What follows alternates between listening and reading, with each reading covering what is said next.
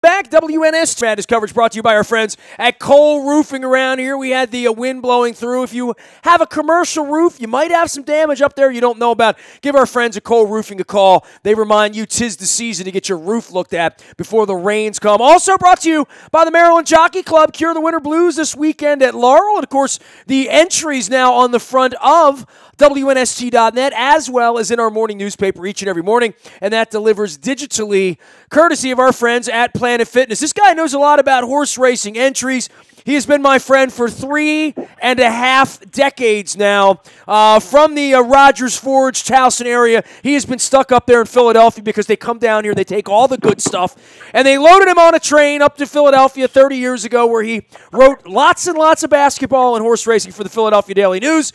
He's now in semi-retirement but still has a March Madness bracket. We welcome Dick Jerardi back onto the program, one of our defending champions. You can find him and his ponies and a great photo finish there on the front of his Twitter at Dick Jerardi. What's going on, Dick? Happy March Madness to you, my friend. Nestor, I am fine. That is the great DeHaas from the 1998 Breeders' Cup Mile, where I made so much money that they had to send for money at the Churchill Downs press box. So that's why he's on the Twitter page. How did you get it all home? Please tell me you drove it across state borders. I took an airplane. And that's before they, searched you and stuff.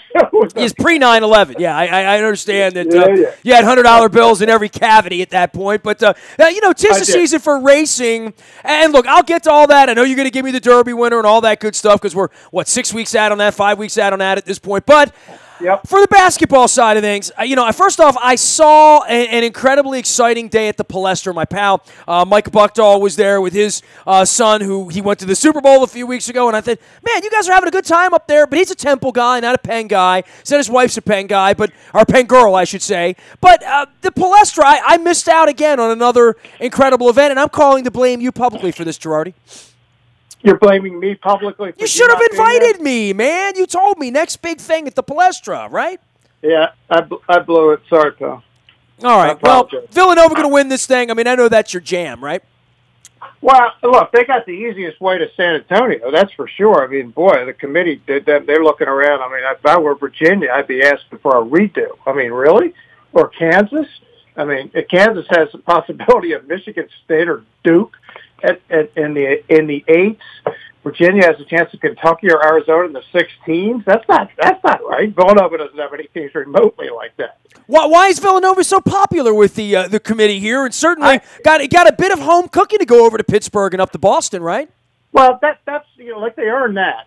When you're a high seed, you are in a closer geographical situation. That's just the way that plays out. That's no problem. I just don't look. I think the committee they're nice people. There's 10 of them. I think they try hard. There's just not enough people that understand basketball. They don't know what a good team looks like, and they do it all by numbers, and it's a problem, and it's an ongoing problem, and we get to yell at it every year for a couple of days, and then we'll play the game. But how do, you've been covering this for 40 years, Dick. I mean, play God for me here. What's the right way to pick, and I don't know how the hell they got to 68. 64 was a fine number, but if you're going to get to 68, that's fine. What is the right way to do this? I mean, I understand the trending teams that have been playing poorly down the stretch, that maybe they don't have any businesses, certainly Oklahoma, Syracuse. You can make a case for any of these UCLAs and playing games and all this other stuff, but there'll always be an argument, but I really don't know what the godly way to settle this was, some sort of divine intervention, man. Yeah, I mean, look, is there a perfect way? No. Here's a couple things I would change. One, get rid of the formula they've been using for years and years. It's archaic. It no longer works. It doesn't explain the actual performance of teams. It's a metric that was okay 25 years ago, no good now. Much better metrics out there, formulas that explain just how good a team is, where they are at this particular moment. So if you're going to use numbers, use that. Fine, use the more modern version of it. However, I would say that you need to populate the committee with more basketball people, be it ex-basketball coaches or players or people who actually can explain to the other committee members the difference between teams on the court. And I think they've done that with the football group, which is why Alabama didn't fit the metrics this year. But if you looked at them, you go, hey, they're one of the best four teams. They got in, they won it. I think they need that in basketball. Those two things, if you could tweak them, then you'd have a better shot at, A, getting the right 36 at-large teams, and almost as importantly, seeding the tournament correctly and getting the correct matchups. Well, Villanova will be out in Pittsburgh, and I thought UMBC was heading that way. And, Dick, I am wearing my dog shirt, so the dogs will be barking on those hoo-haws on Friday night down there in Charlotte. But you're the Penn State guy, and I guess from the Penn State angle and from the Big Ten angle, and that there could be an argument for them, an argument for Nebraska, maybe a little bit less of that. But you make the Penn State argument. You've been calling their games, color commentating for years. I should have pointed that out at the beginning. That was one of the things that led me to you into this conversation as well. But, there's a program that, look, I'm not going to sit here and my heart's not going to bleed for Paterno or Sandusky or anything that goes on up at State College after the fiasco and the mess up there. But if there's a team to put in based on the integrity of doing it, playing, getting better, playing their way in, and for the Big Ten to only have 4 teams, and the ACC has 9, there really does feel like there's some shenanigans going on here, Dick. Yeah, I'm not going to go for shenanigans. Again, I just think what I said before applies. I just don't think the 10 committee members have a real feel for what the right team should be in, who's playing well, who's gotten better, what happened through the course of a year. I'll just give you an instance. Notre Dame almost got in. And are they one of the next best 36 teams? Absolutely. The reason they didn't get in is because 2 of their key players missed, I think, 15 games, Bonzie Colson, and one of their other players, Farrell, missed a whole bunch of games. So are they one of the best teams now? Yes. But they didn't give enough credit for losing the games without their guys. And there was a cutoff. 15 games had to determine what they were going to do.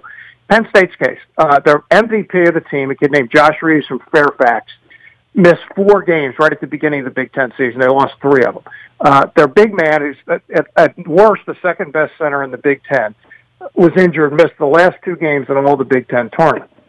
They lost 2 of the games at the end of the regular season, 1, 2 in the Big Ten, then lost to Purdue. So to me, that should all be factored into how you judge a team. I don't get any sense that was factored in at all in Penn State's case. However, I do think it was factored in Notre Dame's case, and they almost got in. So that's my issue, is you never know from year to year, team to team, who's getting a look at, like a team like Middle Tennessee State. It's won the Conference USA by a ton, lost in overtime in a conference tournament, went out and scheduled teams, tried to do what the committee wanted them to do, did all those things. They still left them out and put in Syracuse. Really, Syracuse? Come on. But that's on name. That's like UCLA, exactly. Right? That's like Indiana. If Indiana had the year the Penn State had this year, they would have gotten in.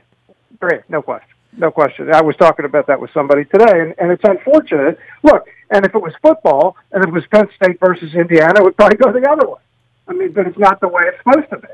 It's supposed to be you're judged on your merits for that particular year. And do I think the committee tries really hard? Are they good people? I do. I just think they have the wrong mix of people on the committee. Give me more basketball people. And if you're going to use a numbers-based formula, get rid of something that hasn't been worth anything in 2 decades and modernize the way you do it. Dick Jerardi is our guest, longtime scribe at the Philadelphia Daily News, and before that, my alma mater, Sports First, and the Baltimore News American and News Post down here on South Street, and that was many, many years ago, and he is a Towsonite and now in Philadelphia, but still a Baltimorean. I call you that with all love, Dick, and I'm wearing my UMBC shirt. There have been times... I was there. Last Tuesday night I was there for the game against Hartford, the semifinal. Well, so, run me through what you think of the new building and the whole vibe and the mojo. Yeah, and certainly this kid, Jairus Lyles, is special, right?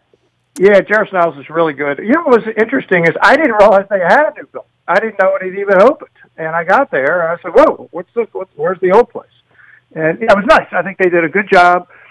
Look, they've done the last 2 seasons, they've been terrific. And to go to Vermont and win the way they did, that was spectacular. I wish they'd have gotten a little more credit, maybe been a 15 or a 14, but there's nothing to do about that. Hey, look, they play the vice that is Virginia. For the big conferences, right, and these big tournaments, and you remember the days of an ACC ticket being literally priceless back in the day, and absolutely. I went down to the Capitol Center in '87, and we were talking about how they knocked that tournament out. Starts at noon on Friday. It's over about 2 o'clock on Sunday, in and out. Now we got 14 teams here. and 16 teams there and 12 teams here. Yeah. We're going to start playing it on Tuesday night. We're going to do it in New York. We're going to do it at Madison Square Garden. We're going to do it a week early. And then nobody shows up. I mean, the A-10 tournament in D.C., had Dave Preston on from TOP. It's disgraceful. There's nobody there. The CAA, they tried that in Baltimore for years. Nobody came to that.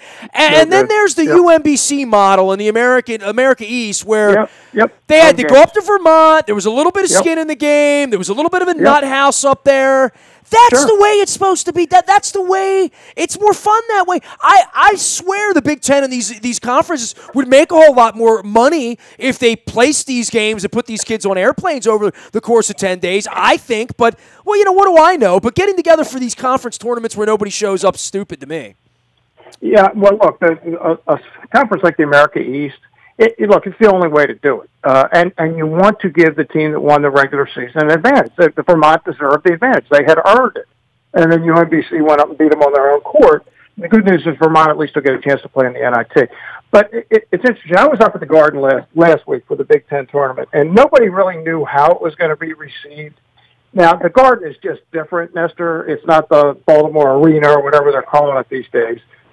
It's just different. And it was very well received because, look, the Big Ten's got alums all over the country.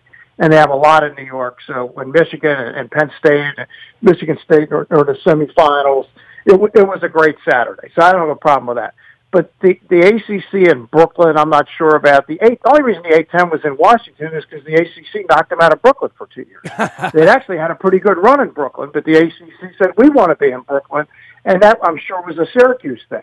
When they got in, they say, hey, we want to be here. Of course, they haven't been a factor since then. But look, you and I grew up with the ACC tournament, and the fact that it actually came to the Cap Center was astonishing because you could never get it out of North Carolina. And it was like a miracle when Maryland even got to the final. I mean, you knew you were going to get a bad whistle. That's just the way it was back in the day. But boy, was it Carolina refs. Are you going to claim Carolina refs? Absolutely. Or Duke refs. They cheated us, Nestor. You know that. Year after year. Absolutely. But, for these conferences and for Vermont to get taken out, I'm okay that team doesn't make the NCAA tournament. But when you get to mid-majors and what's going on now to add these extra games to conferences, it's going to give every mid-major less of a chance to go and slay a giant somewhere along the line. And they're going to have a hard time getting games. I don't think there's any doubt about that. No question. No, it stacks against the mid-majors. Even when you do stuff like Middle Tennessee did it correctly, they still hold it against you. So yeah, here's what's going to happen eventually, Nestor. I mean, you and I love the tournament the way it is with the early games, and everybody gets excited when a huge underdog has a chance. They're going to at some point, these big conferences, which control all the football money, they're going to go, wait a second, whoa, why are we sharing this money with St. Mary's and St. Joe's and any other saint you can think of? Why don't we just keep all this money? You know what they're going to do at that point? They're going to go, we're out. We don't need the NCAA because all they are is a middleman that holds the money. They're basically like a bookmaker holding the cash, and they get all the cash, the NCAA, and the schools don't get as much as they should. Eventually, these big-time schools are going to go, that's it, you're out. We're running our own tournament. Forget all you saints and all you other people. You're out. It'll be just like football.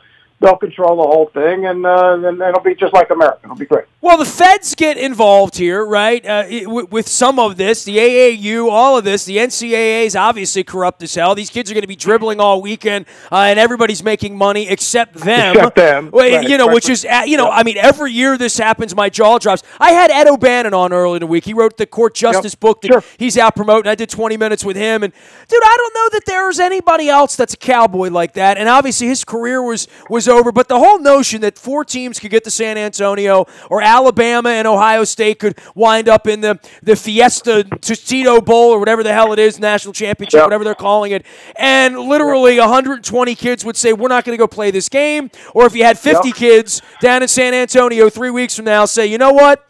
We're not going out without a $250,000 stipend right now, that there would be nothing. And I don't know when the Kurt floods, and certainly seeing how Colin Kaepernick has been hung at high noon here in front of everybody, it makes, it really does make for whomever would be the one to draw the line, there would be an immense amount of courage involved to do that, Dick. Yeah, and look, I give Ed O'Bannon and his attorneys a ton of credit because they brought to light what those of us who have covered this for a long time realize that total corruption at the top of college sports, where a player, and I'm thinking back to Ohio State. Remember when Terrell Pryor got some tattoos, right? Free tattoos. So they suspended him for 5 games. I mean, really? Who cares if he got free tattoos? And they said, well, you can't pay players because you can't pay all the players in all the sports. I get that. Here's what you can do. And I've been saying this, Nestor, for 15 years. And Michael Phelps couldn't swim at Michigan. Remember that? He went to Michigan, but he couldn't swim there because he was a pro. It's absurd. And use the Olympic model. Remember the Olympics? You couldn't have pros in the Olympics. Well, there's pros in the Olympics now. Any of the stars in football and men's basketball, which are the only 2 sports that make any money anyway, if a star player in a city, and I'll think of Jameer Nelson when he was at St. Joe's, if somebody in Philadelphia wants him to advertise for their car dealership, what is the harm in him making money? I don't see a problem with that. But yet the NCAA would go nuts. And here's one of the reasons they go nuts. But if he was mowing lawns for $5, it would be okay, though, right? Exactly. It's stupid. Look, it's a capitalist society. That's the way we live. If, in fact, somebody wants to pay, let's say Trae Young this year in Norman, Oklahoma, to advertise something, why is that such a horrible thing? Now we just have this system that's totally corrupt, where everybody's trying to outbid the other person for the top players, and you have FBI investigations. It's all unnecessary. And unfortunately, the problem is the NCAA, because they don't want these players to get this because that's the money they get. And they sit in their ivory towers in Indianapolis, and they're in their suites, hotel suites on the road in the NCAA tournament. They have their great seats, and Mark Emmert has a special entrance. It's a joke. It should be all about they call them the student athletes, the players. I mean, that's a fraud too. They're just trying to make it sound like, hey, this is all on the up and up. It's not. It's a total fraud. And you'll love this. I always tell people, they go, well, you cover horse racing. That's really corrupt. I said, no, I cover college basketball. It's not even close. That's corrupt. In horse racing, nobody's trying to fool anybody. They're just saying, hey, here's what it is. Deal with it. But yeah, college sports are among the most corrupt because they're a fraud. They're all saying it's one thing, and it's not that at all. Well, and in your case, by the way, Dick Jerardi joining us here from the Philadelphia Daily News, Baltimorean and very outspoken critic of all things NCAA, and also one of the voices of Penn State basketball. Penn State draws Temple in the NIT. Maryland didn't get into the NIT, and I'm still sorting through all of that. And whether does this help the Penn State program to some degree, or even the Temple program, to be involved in the NIT? We always, obviously not in tournament or whatever, but I often wonder, more basketball is probably better for the kids. Yeah, look, I think kids like to play games, and this will be interesting because Penn State has more than half their team is Philly kids, so they're going to be very familiar with the Temple players on Wednesday night. So in that respect, it'll be almost like a summer league game played indoors in March in central Pennsylvania. But yeah, look, for some programs, the NIT at this stage is good. Penn State is at that stage. They won 21 this year. They've been slowly building under Coach Chambers.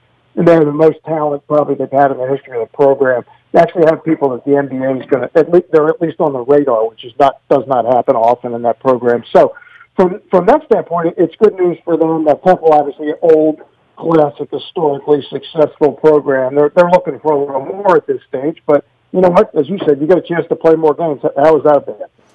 Dick, last thing for you, and most importantly, I know you know a little bit about college basketball, but, you know a lot about the pony, so come on now, bring me some Derby odds, bring me a pony, give me a horse to bet on in the first weekend of May out in the Run for the Roses. Yeah, get on YouTube or the Santa Anita website, watch race 5 from Sunday at Santa Anita, a horse named Justify, second career start, trained by Bob Baffert. I try not to get involved in hyperbole and horse racing because it can get you in trouble. All I can tell you, Nestor, is I don't ever remember a horse in his first 2 starts being any more impressive than this horse was. He'll have one more prep. He'll be very inexperienced getting to the Derby. But I have him at 40-1 in the future book. And a certain trainer with white hair has him at 300-1 in the future book. So Justify is the horse. Watch out. So I can go to Vegas right now and get 40 on this pony, correct? You could not anymore, pal. I got that a month ago. Oh, what are we getting now? What are we getting? 8, 6? Yeah, maybe. Yeah, I mean, he was really good in his first start. He was way better in his second start Sunday.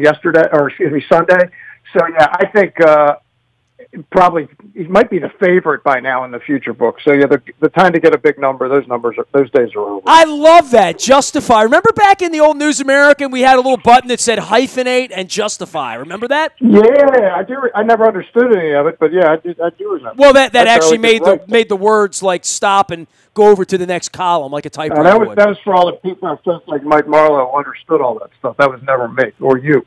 Frankly. Oh, I didn't understand. I had to understand that, man. I was a kid. They made me learn that stuff over there. Yeah, you know? I learned nothing. I could barely write a sentence. I was just trying to get to the end of the Jerardi, I turned 50 this year. Does that freak you out? I mean, honestly, it does. To me, you're 17. You're stuck at 17. That's how I knew you, and that's where you are. I was a pistol at 17, wasn't I? I mean, I was a handful. Yes, you were. You were dangerous. You're still dangerous, but you were especially dangerous then. Danger is my business. Dick Jerardi joining us here, longtime Philadelphia Daily News. You're enjoying semi-retirement, aren't you, Dick? I am. I'm still got a lot of action going on. I actually wrote a piece doing for Philly.com today on the freelance. They're going to bring me out of the bullpen every once in a while. So, yeah, it's fine. I need a little break. I got like 100 days without writing anything, so it was all good. So let me see. I've said to everyone that we're friends. I profess that. You've already you screwed me on the Palestra thing. I missed another great game up there. You got a horse at 40-1, and now you're telling me about it when I can't get 3-1 on it. That's no favor. I mean. I'll be checking in 6 weeks with you as we go run for the roses, and certainly you'll be spending a week here at Pimlico, right? For the absolutely. All right, I'll be there. I see a crab cake in your future with you and me sometime in Baltimore. Okay? Yeah. In fact, you'll be happy to know when I was down there for the UNBC Hartford game, I did shockingly stop for a crab cake at Timbuktu. All right, well, you were in the neighborhood. Next time we'll take you to Costas or Box Hill, one of our great sponsors. I'm going to get you to Box Hill. That's on the way home. That'll be nice and easy for you. The other thing you don't get is I'm holding my Pizza John's cup here from Essex. You don't get that in Philadelphia. They got in Philly, they make the pizza, the cheese bread, the pizza. They just put the sauce on the bread. They don't put any cheese on it, right? Yeah, it's not the same. What is that, pizza bread? I have no explanation for that. Well, that's not Baltimore. That's certainly not Essex. Dick, we'll see you soon, man. Justify. I've made a note of that. There you go. See you, Nestor. See ya. There he goes, Dick Jerardi from the Philadelphia Daily News in semi-retirement, watching Villanova try to win another championship and clasping on to all things NIT with the Nittany Lions of Penn State as they take on Temple. You can find me out on the buyatoyota.com audio vault 24 hours a day from anywhere in the world on your mobile device by downloading the TuneIn radio app. We come in crystal clear. By the way, Royal Farms is around the corner with that mobile app. So when you are downloading, get the gas, get the app, get the points, get the free fried chicken and the free Western fries. Get the free coffee fill-ups. It all adds up. Royal Farms, real fresh, real fast. Make sure you're using that app as well. Last but never least, we are going to have head coach Barry Trotz of the Washington Capitals. Man, I'm moving from like college basketball into horse racing, into the Orioles, into NFL, now into the Caps, into a little bit of rock and roll around here this week and some charitable stuff. All of it brought to you by our friends at Freedmont Mortgage. Head coach Barry Trotz joins us on Thursday, the 29th of March, which you might be calling opening day on the baseball parlance. We're going to be doing it at 7:30 that evening up in the Towson area. We'll have some more details up on the website for you as we get closer to March 29. The swabbing, and there goes my hero. All of our swabbings brought to you by Freedmont Mortgage. Don't make a 30-year mistake by choosing the wrong lender. You need Freedmont and their education online. If you're in the market to buy, sell, or even if you're just thinking, like, should I refinance? Am I going to save some money here? Go to Freedmont.com to learn more about that. Certainly, you can find me out on Facebook, Twitter, LinkedIn, Snapchat, Instagram, streaming live on our Facebook as well as our YouTube WNSTV channel. We're also out in the buyatoyota.com audio vault for anything you miss. You want to go hear Coach Ryan Odom, you want to hear John Feinstein, anything we've done this week to get ready for March Madness, or for the NFL free agency with Luke and others, it's in the buyatoyota.com audio vault. That happens 24 hours a day for you. Nasty at WNST.net finds me. We are WNST.net, AM 1570, and WNST, Towson, Baltimore, and we never stop talking Baltimore sports.